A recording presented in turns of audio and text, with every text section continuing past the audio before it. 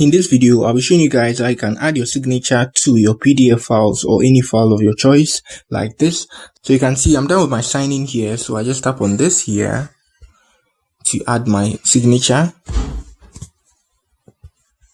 Good. So you can see on the screen here, I just need to, scroll or bring my signature to the place I want to put it at. So this is a CV. So I'm just using this as a tutorial. So let's say I want to put it somewhere here.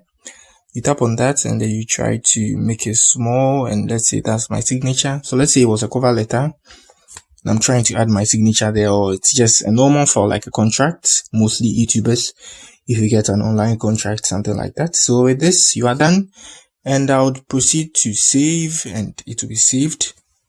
Good. So the signature will be on the PDF. When I send it to someone, it will be on it. It's simple. That's how you can add your signature to a PDF file or any file using the mobile phone. So sorry, I didn't talk about the app I used. So this is the app I used here. Let me come back here for you guys to see.